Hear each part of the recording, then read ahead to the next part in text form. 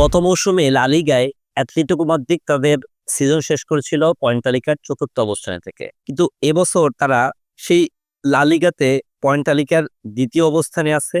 যদিও Real Madrid, Atletico Madrid এবং বার্সেলোনার মধ্যে হাড্ডাহাড্ডি ৩ ঘোড়ার রেস চলতেছে, কিন্তু তারা ২য় অবস্থানে আছে। পক্ষান্তরে তারা ইউসিএল এর রাউন্ড অফ 16-এ পৌঁছে গেছে পয়েন্ট তালিকার ৫ নম্বরে থেকে। হাতছানি দিচ্ছে অনেকগুলো শিরোপা জেতার। এর আগে আলভারেজকে দলে নিয়ে ২ হাত ভরে ট্রফি জিতেছে আর্জেন্টিনা এবং ম্যানচেস্টার সিটি। অধরা বিশ্বকাপ আর্জেন্টিনা জিতেছিল ৩৬ বছর পর, তখন দলে নেওয়া হয়েছিল হুলিয়ান আলভারেজকে। আবার ম্যানচেস্টার সিটি তারাও লিগ টাইটেল জিতেছিল এবং ইউসিএলও জিতেছিল এই আলভারেজকে দলে নিয়ে। এখন এই আলভারেজকে কিনতে উঠে পড়ে লেগেছে আবারও ম্যানচেস্টার। তবে দলটির নাম ম্যানচেস্টার সিটি নয়, এবারে দলটির নাম হচ্ছে ম্যানচেস্টার ইউনাইটেড।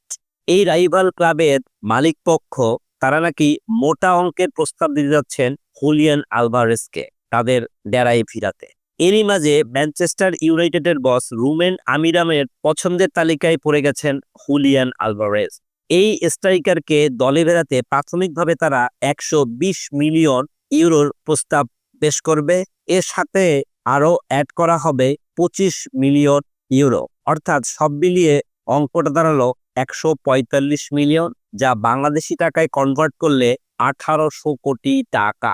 এই আলভারেজ কি ১ বছর আগে অ্যাটলেটিকো মাদ্রিদ ১,০০০ ইউরো দিয়ে কিনেছিল তাদের দলের জন্য।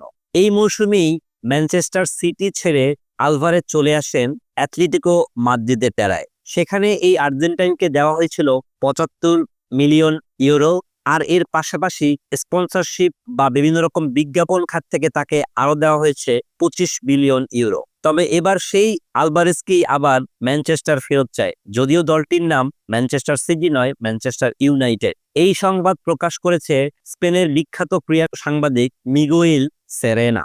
সেখানে তিনি বলেন, ওল্ড ট্রাফোর্ডের এই ক্লাবটি হচ্ছে বিশ্বের অন্যতম ধনী ক্লাবের মধ্যে একটি। তারা প্রাথমিকভাবে আলভারেজের জন্য প্রস্তাবের টেবিলে ১২০ মিলিয়ন ইউরো এবং পাশাপাশি স্পন্সরশিপ এবং বিজ্ঞাপন থেকে আরও প্রায় ২৫ মিলিয়ন, অর্থাৎ সর্বমোট ১৪৫ মিলিয়ন ইউরো খরচ করতে রাজি আছে। এখন কথা হচ্ছে, আলভারেজ কি অ্যাটলেটিকো মাদ্রিদ ছেড়ে ম্যানচেস্টার ইউনাইটেড যাবে?